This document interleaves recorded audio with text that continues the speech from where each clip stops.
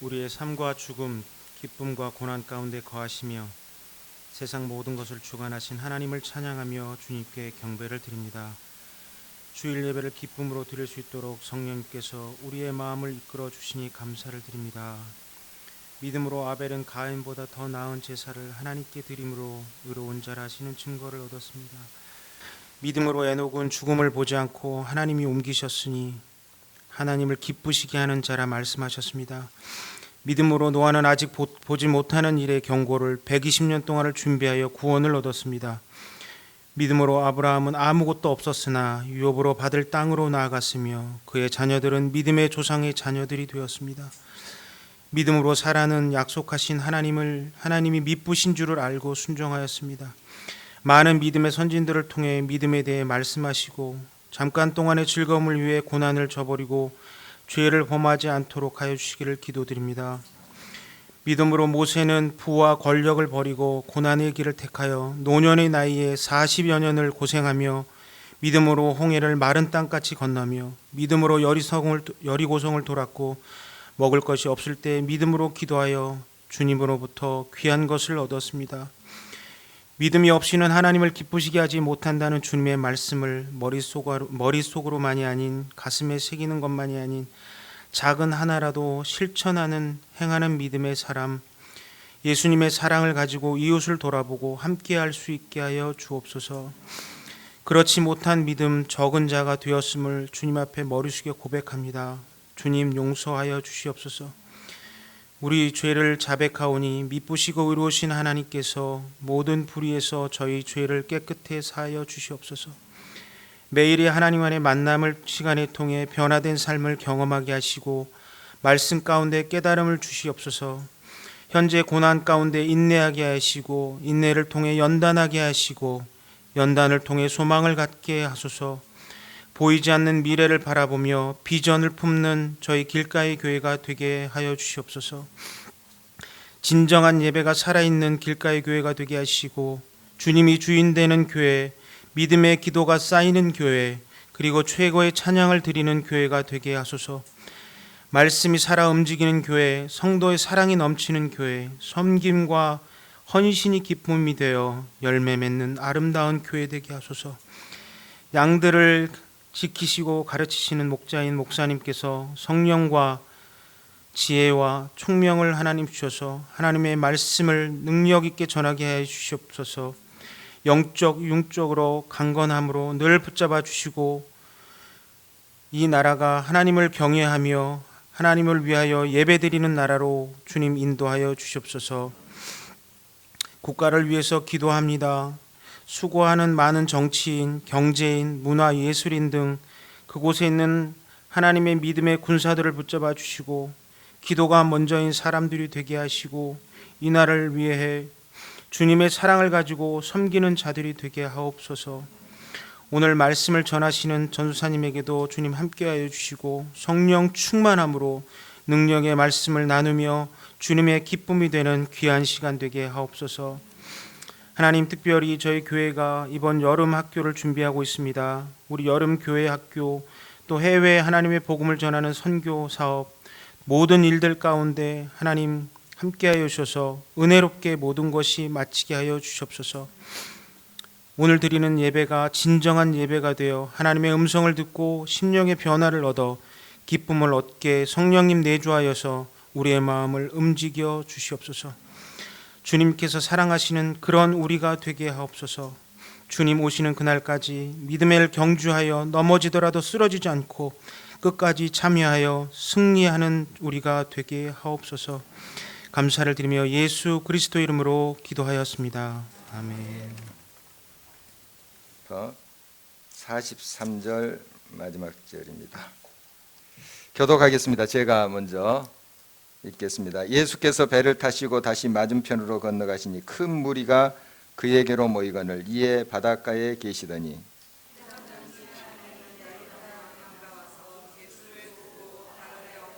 간곡히 구하여 이르되 내 어린 딸이 죽게 되었사오니 오셔서 그 위에 손을 얹으사 그로 구원을 받아 살게 하소서 하거늘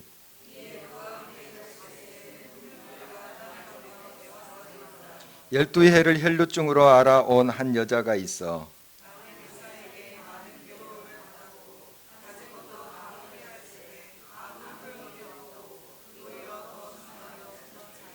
예수의 소문을 듣고 무리 가운데 끼어 뒤로 와서 그의 옷에 손을 대니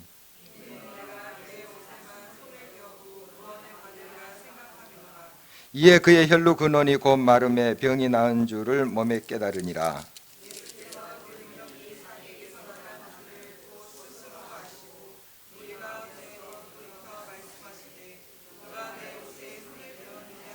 제자들이 여짜오되 무리가 에워싸 미는 것을 보시며 누가 내게 손을 대었느냐 물으시나이까 하되 여자가 자기에게 이루어진 일을 알고 두려워하여 떨며 와서 그 앞에 엎드려 모든 사실을 여쭈니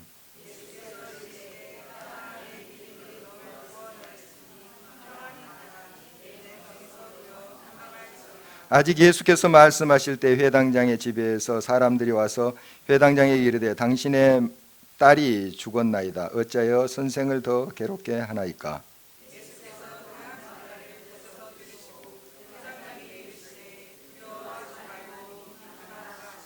베드로와 야고보와 야고보의 형제 요한 외에 아무도 따라옴을 허락하지 아니하시고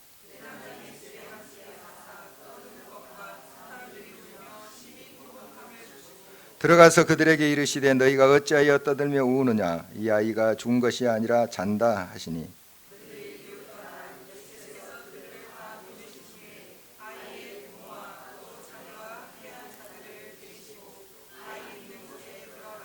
그 아이의 손을 잡고 이르시되 달리다굼 하시니 번역하면 곧 내가 내게 말하노니 소녀야 일어나라 하심이라.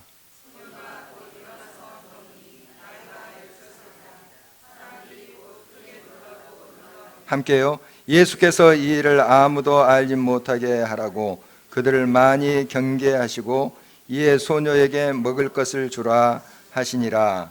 아멘. 자, 여러 성도 여러분 반갑습니다. 저는 꼭 설교를 시작하기 전에 하는 인사가 있는데요. 혹시 기억하시는지 모르겠지만 저희 유치부 아이들은 늘 하는 인사거든요. 이렇게 두 손을 드시고 저희 옆을 바라보면서 가장 사랑스러운 미소를 지으시면서 우리는 샬롬하고 인사해 보도록 하겠습니다. 다시 한번 인사해 보겠습니다. 시작. 샬롬. 자, 또 반대편도 봐주시면서 다 같이 인사하겠습니다. 시작.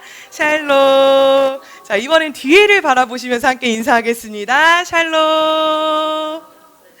네, 오늘 이 오후에 주님의 평안이 우리 가운데 가득할 줄 믿습니다. 오늘의 말씀 전하겠습니다. 오늘 이렇게 인사하시는 걸 보니까요, 저희 유치부 아이들의 그 사랑스러움이 여기 계신 성도 여러분에게도 동일하게 묻어 있는 것 같습니다. 네, 우리 아이들이 얼마나 사랑스러운지요. 유치부에 있다 보면 아이들의 이야기들이 굉장히 많아집니다. 저번에 성령 강림 주일에 이제 아이들에게 성령에 대한 설교를 했었는데요. 이제 한 아이가, 이름을 밝히지 않겠지만 한 아이가 이제 집으로 돌아가면서 이제 담임 선생님에게 이렇게 얘기를 했습니다. 반 선생님에게 성령님이 눈에 안 보이는데 어디 계시나요? 이렇게 물어보는 거예요. 집에 가기 바로 직전에 신발을 신으면서. 담임 선생님이 막 너무 신나서 웃으시면서 성령님이 안 계시기는 우리 함께 계시지 이렇게 얘기를 했는데 그 아이가 안 보이는데요? 이러시는 거예요. 그래서 이러시는 거예요? 이러는 거예요. 그래서 이제 선생님이 보시고 그 아이의 가슴을 이렇게 딱 지목하시면서 여기에 계시지 이렇게 얘기를 했어요. 그 아이의 반응은 자신의 가슴을 빤히 보다가 이제 어머니와 함께 돌아갔습니다. 얼마나 순수하고 사랑스러운지요. 제가 이제 이러한 아이들과 함께하면서 정말 우리 아이들 너무 사랑스럽다, 순수하다 이러한 마음으로 우리 아이들을 바라보게 됩니다. 요즘에 많은 이제 프로그램 중에서도 아이들과 함께하는 아이들의 모습을 담은 프로그램이 많이 있습니다. 혹시 슈퍼맨이 돌아왔다라는 프로그램도 많이 아시죠? 저도 되게 즐겁게 보고 있는데 그 전에 사실 슈퍼맨이 돌아왔다 전에 그 모태격이라고 할 수 있는 프로그램이 있었습니다. 혹시 기억하시는지요? 아빠 어디가라는 프로그램 기억하시나요? 저는 이제 아빠 어디가가 이제 아버지의 양육의 시대를 열었다라고 생각을 하는데 이제 그 가운데서는 이제 아이와 아버지가 함께 여행을 떠나고 이제 부정을 느끼면서 함께 그 아이와 함께하고 아이와 대화를 나누고 이런 어떤 일상의 여행의 모습들이 담겨져 있던 걸 기억합니다. 제가 되게 옛날이었지만 그 가운데 되게 기억에 남는 장면이 있었는데요. 그 성동일 씨, 배우 성동일 씨가 그 아이 준이와 함께 여행을 시골길을 막 걸으시면서 이러한 얘기를 하셨어요. 뭐라고 얘기하셨냐면, 아빠는 세상에서 가장 좋은 길로만 널 데려갈 거야 라고 이제 무심하게 얘기하시면서 데려가셨는데, 이 모습이 사실 모든 우리 부모님들의 모습이 아닐까, 마음이 아닐까 한번 생각해 봅니다. 그만큼 아버지에게 아이는, 또 부모에게 아이는 자신의 모든 것을 두어도 아깝지 않고 정말 소중한 보물이 우리의 자녀들이 아닌지요. 여기 한 아버지가 있습니다. 세상에서 가장 좋은 길로만 데려가고 싶은 그런 아버지가 있습니다. 그러나 보물과 같은 딸이 죽어가고 있습니다. 그 어린 딸을 보며 타들어가는 가슴을 가진 자가 있습니다. 누구신지 아시겠죠? 오늘 본문에 나오는 그의 이름은 야이로입니다. 조금만 기다리렴. 내가 너의 병을 고쳐줄 의사 선생님을 꼭 데리고 마. 야이로는 고통스러워하는 딸의 모습을 보기 안쓰러워서 집을 나서서 소문으로만 들었던 그 예수님을 찾아 헤맵니다. 사회적인 체면과 회장장이라고 하는 직책이 무슨 소용이 있겠습니까? 소중한 딸이 죽어가고 있는데 말이죠. 많은 사람들이 모여있는 곳으로 달려갔습니다. 이미 많은 군중들이 모여서 예수님의 모습은 보이지 않습니다. 그 가운데 야이로가 그 안을 헤쳐가면서 들어갑니다. 저 급하거든요. 여러분 좀 비켜주시겠어요? 제가 예수님을 만나야 되거든요. 조금만 비켜주세요, 제발. 그러한 모습으로 그는 예수님 앞에 이르렀습니다. 그리고 두 무릎을 꿇고 예수님께 애원합니다. 회장장이라고 하는 직책도 잊었죠. 그는 그 길 위에서 마지막 지푸라기라도 되는 심정을 잡고 예수님 앞에 엎드려져 이렇게 외칩니다. 내 어린 딸이 죽게 되었습니다. 오셔서 그에게 손을 얹어주시고 고쳐서 살려주세요. 내 아이를 살려주세요. 얼마나 간절했던지 예수님께서는 아무 말씀하지 않으시고 그의 눈빛만 보시고 그와 함께 길을 떠났습니다. 야이로에게는 이제 한 가지 희망이 생겼습니다. 근데 문제는 시간이었죠. 예수님과 함께 가는 그 시간까지 우리 아이가 지켜줄 수 있을까, 버틸 수 있을까라고 말이죠. 만약에 그때까지만이라도 버틴다면 혹시라도 하는 희망이 생길 텐데, 이러한 마음을 가지고 야이로는 다급하게 많은 사람들이 몰려서 나아가지 못하는 그 가운데를 헤치면서 사람들에게 외칩니다. 여러분 제발 좀 비켜주세요. 제 딸이 죽어갑니다. 빨리 좀 나아가야 됩니다. 혹은 마음에 이런 기도를 했을지 모르겠어요. 하나님, 이 사람들을 다 치워줄 수는 없나요? 예수님, 조금만 더 빨리 갈 수는 없나요? 이러한 마음으로 예수님을 밀쳐내면서, 사람들을 밀쳐내면서 예수님과 함께 한 걸음 한 걸음 그의 걸음을 옮겨서 가고 있습니다. 그런데 갑자기 이상한 일이 생기죠. 예수님께서는 한 걸음 한 걸음 같이 가시다가 갑자기 걸음을 멈춰 서십니다. 그리고는 이렇게 말씀하시죠. 무리를 보시면서 누가 내 옷에 손을 대었느냐 라고 물으십니다. 제자들도 놀라서 이야기합니다. 사람이 이렇게 많은데 무슨 말씀이십니까? 라고 말이죠. 예수님은 그럼에도 불구하고 누군가 내 옷에 손을 대었다 라고 말씀하십니다. 야이로의 마음은 급해집니다. 안절부절 못하는 그 야이로의 마음이 느껴지시나요? 예수님, 지금 이럴 때가 아니거든요. 급하거든요. 예수님, 조금만 더 빨리 움직이시면 안 될까요? 그 사람은 제 딸을 만나고 난 다음에 찾으시면 안 될까요? 라고 말이죠. 이런 마음으로 예수님을 안타깝게 바라보고 있는데 저 무리 가운데서 한 여인이 조심스럽게 예수님 앞으로 나아옵니다. 그리고 이렇게 얘기하죠. 자기 자신이 예수님의 옷을 손에 대었다고 그렇게 고백하며 그 앞에 무릎을 꿇습니다. 그리고는 장황하게 예수님께 자신의 이야기를 하기 시작합니다. 자신은 12년 동안 혈류병이라는 병을 앓았는데 많은 의사들에게도 보여줬고 고생도 많이 했습니다. 그리고 재산도 많이 있었으나 그것들은 아무런 소용이 없었습니다. 아무런 효력이 없었습니다. 이러한 이야기를 장황하게 예수님 앞에서 하나하나 해나가고 있는 것입니다. 그래서 예수님을 찾아왔습니다. 예수님의 옷자락이라도 만질 수가 있다면 만약이라도 나을 수 있을 텐데 그러한 믿음을 가지고 나와왔습니다. 그리고 예수님의 옷에 손을 대었습니다. 그렇게 하나하나 자신의 이야기를 하기 시작합니다. 이 가운데 그 모습을 바라보고 있는 야이로의 마음은 급급하게 한량없습니다. 이 여인이 빨리빨리 좀 끝내줬으면 좋겠는데 그 여인은 계속해서 예수님께 무언가를 이야기하고 있습니다. 예수님이 다시 그 여인에게 말합니다. 우리 함께 34절 읽어보도록 하겠습니다. 오늘의 본문은 34절입니다. 함께 봉독하겠습니다. 예수께서 이르시되 딸아 내 믿음이 너를 구원하였으니 평안히 가라. 내 병에서 놓여 건강할지어다. 아멘. 딸아 내 믿음이 너를 구원하였다. 평안히 가라. 많이 시간이 지체되고 있습니다.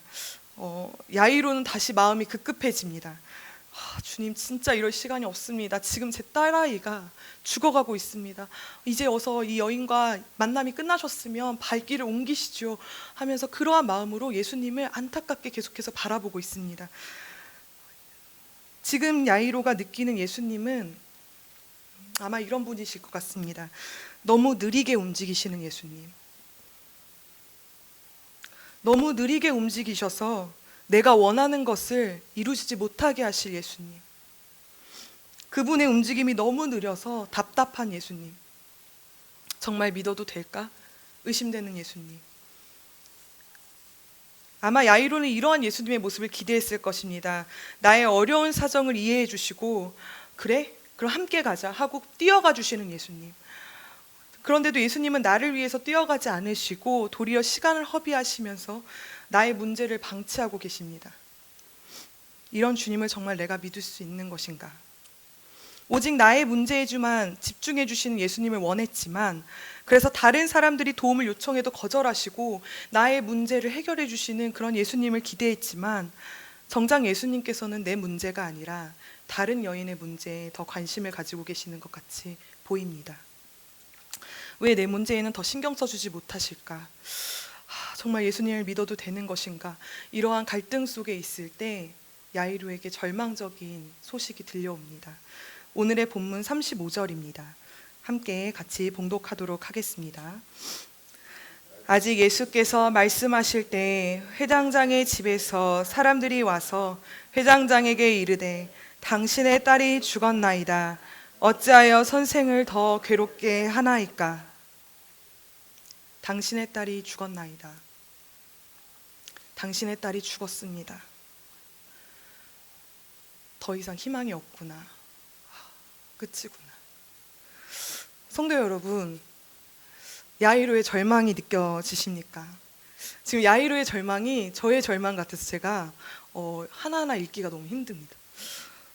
아이를 살려보고자 그렇게 노력했는데 이제 모든 것이 끝날 것 같은, 내 문제가 해결되지 않고 방치되어서 더 이상 회복할 수 없는 그러한 야이로의 절망이 느껴지십니까? 야이로가 적어도 원망하는 마음을 품지 않았을까 한번 고민해 봅니다. 야이로는 아마도 그를 둘러쌌던 군중들이 미웠을 것입니다. 무엇보다도 예수님을 중간에 잡았던 그 혈류병 여인이 너무나도 원망스러웠을 것입니다. 예수님을 잘 모시고 가고 있었는데 자신의 길에 끼어버린 그 여인이 길게만 이야기하지 않았어도, 그 12년의 세월이 어찌하였다는 이야기만 하지 않았어도 어땠을까? 그 여인 자신은 낳았지만 소중한 내 딸아이는 죽어버리고 말았습니다. 그 얼마나 억울하고 힘든 상황이겠습니까? 야이로에게 오늘 본문에 나오는 군중들과 혈류병 여인은 어떤 사람이었을까요? 아마도 다급했던 야이로에게 없었으면 좋을 법한 그러한 장애물과 같은 사람들은 아니었을까요? 사람이 살아가면서 내가 원하는 것을 얻으려고 노력하다 보면 주위에 있는 것들이 보이지 않을 때가 너무나 많습니다.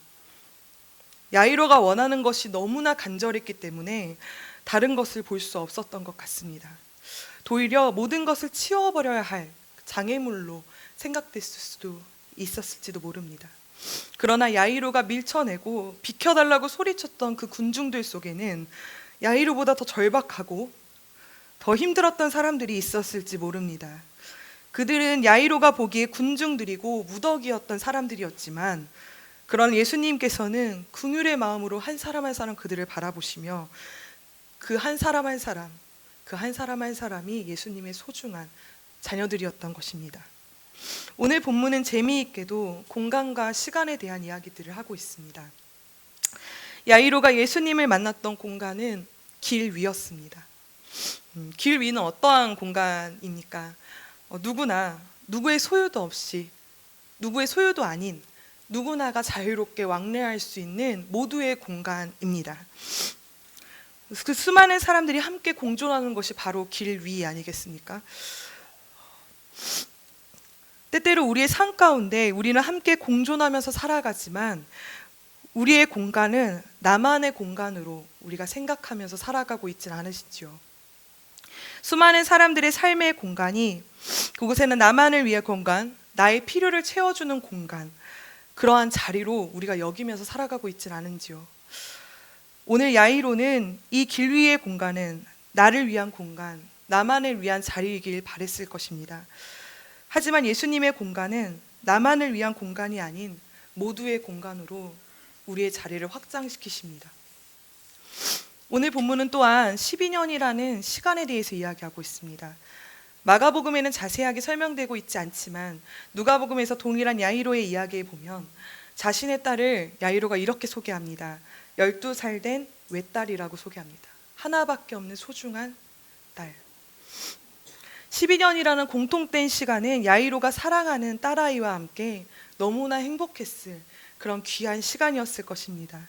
하지만 그 12년 동안, 그 동일한 12년 동안 혈류증을 앓았던 여인은 가족들과 떨어져 그 병을 고치기 위해서 고군분투하면서 사회적으로, 개인적으로, 또 영적으로 고통스러운 시간을 보내야 했던 그 12년에 대해 이야기하고 있습니다. 오늘의 말씀은 야이로가 예수님을 만나고자 그렇게 노력하고 간청하며 애썼듯이 바로 혈루증 여인 역시 예수님을 만나기 위해 애썼고 누구보다도 간절했으며 군중 속에서 그 옷자락을 만지기만 할 정도로의 믿음을, 간절한 믿음을 갖고 나왔던 사람이었던 것입니다. 우리의 시간은 평행을 향해 달리는 것처럼 보입니다. 우리는 앞을 향해 달리죠. 그렇기 때문에 옆을 돌아볼 생각이 없습니다. 하지만 우리가 하나님의 시간으로 우리의 삶을 바라보게 되면 우리의 시간은 그저 평행을 달리는 사람들의 시간이 아닙니다. 하나님 보시기에 우리의 시간은 서로 얽혀져 있으며 그 공간 안에 함께 공존하며 또 하나님께서 그 역사를 함께 경험하며 또 하나님의 나라를 이루어 가시는데 우리의 시간을 사용하시기 때문입니다. 오늘의 이야기는 야이로의 믿음에 대한 영혼적인 이야기로 끝나지 않습니다. 그렇다고 혈류증을 앓았던 여인의 이야기가 중심을 차지하고 있지도 않습니다. 굉장히 신기하게도 이 이야기는 각자 다른 이야기 같지만 하나의 이야기가 되어서 성경에 기록되어 있습니다. 성경은 이 이야기를 따로 떼어놓지 않았습니다. 도리어 이 이야기는 서로 얽히면서 야이로와 혈류증 여인의 이야기가 아닌 예수님으로부터 은혜를 받은 사람들의 이야기로 바꾸어 가게 합니다. 예수님께서는 느리게 움직이고 계시지만 마침내 야이로의 소원을 들어주시죠. 모두가 절망 가운데 통곡할 때 이렇게 말씀하십니다. 오늘의 본문 40절과 41절입니다. 함께 보시겠습니다. 함께 읽겠습니다. 그들이 비웃더라. 예수께서 그들을 다 보내신 후에 아이의 부모와 또 자기와 함께한 자들을 데리시고 아이 있는 곳으로 들어가사 그 아이의 손을 잡고 이르시되 달리다고 마시니 번역하면 곧 내가 내게 말하노니 소녀야 일어나라 하심이라. 달리다고, 소녀야 일어나라.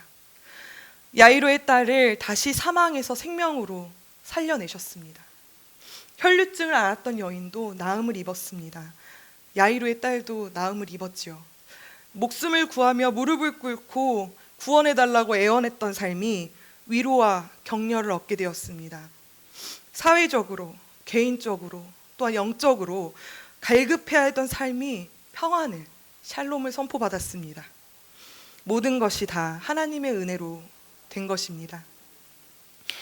우리의 주님은 이렇게 우리를 믿음의 고백의 자리에서 믿음의 확신의 자리로 우리를 이끄십니다. 야이로는 이 일을 통해서 한 가지 깨달았을 것 같습니다. 우리의 주님은 나의 소원을 들어주시는 분이시기도 하시지만 동시에 또한 많은 사람들의 기도를 들으시고 또 그 소원을 이루시며 그 구원의 역사를 이루어 가시는 분이라는 것입니다. 우리의 주님은 나의 하나님도 되시지만 우리의 하나님이 되십니다. 나만을 위한 하나님, 나와 내 필요를 채워주는 그러한 하나님만 있고 내가 중심이기 때문에 다른 사람들은 그들이 되어버리고 마는, 더 나아가서 내 인생에 내가 받아야 할 축복들의 도구로 여겨지는 하나의 조연으로서밖에 보여지지 않는 그러한 생각의 틀, 이러한 생각의 틀이 우리의 믿음의 눈을 가리고 있진 않습니까? 천천히 움직이시는 예수님의 시간은 나를 구원하시는 시간이며 우리 모두를 위해서 역사하시고 구원하시는 시간이라는 것을 우리가 잊지 않길 바랍니다. 그리고 더 나아가 나만을 존재하는 믿음에서 벗어나서 예수님이 사랑하시는 이들을 함께 바라보고 그들의 시간이 지금 어떤 가운데 있는지 우리가 함께 그들을 위해 공감하며 울어주는 자리에 있길 원합니다. 오늘 설교의 제목은 공감의 공간이었습니다. 말이 좀 어렵죠? 공감의 공간. 아까 이거를 이순영 목사님이 잘 말씀을 못하셔서요. 공감의 공간이었는데요. 네, 공감의 공간이란 자리는 어떠한 자리일까요? 고민을 많이 해봤습니다. 어떠한 자리가 공감의 자리일까? 우리가 살아가는 삶의 자리에서 나만을 바라보고 평행선을 달리는 시간을 달려가는 사람들이 아니라 함께 나아가는 공동체적인 삶으로 변화되는 자리, 또한 가장 좋은 길로 인도하시고 그 길 가운데 동행하시는 하나님을 전적으로 신뢰하는 자리, 그러한 공감의 공간에서 성장하는 우리들과 우리 아이들이 되기를 진심으로 소망합니다. 믿음은 바라는 것들의 실상이요 보이지 않는 것들의 증거니 믿음의 주여 또 온전하게 하시는 이인 예수를 바라보자. 히브리서 이 말씀처럼 하나님의 공감의 공간에서 믿음의 눈으로 하나님의 일하심을 고백하며 우리를 온전케 하시는 그 예수 그리스도의 삶이 우리와 함께 나아가고 있음을 우리가 경험하며 고백하며 믿음 가운데 서는 그런 한 사람 한 사람의 그리스도인들로 우리의 삶이 변화될 줄 믿습니다. 그러한 삶으로 살아가는 우리가 되시길 모두 다 소망합니다. 우리 함께 기도하도록 하겠습니다.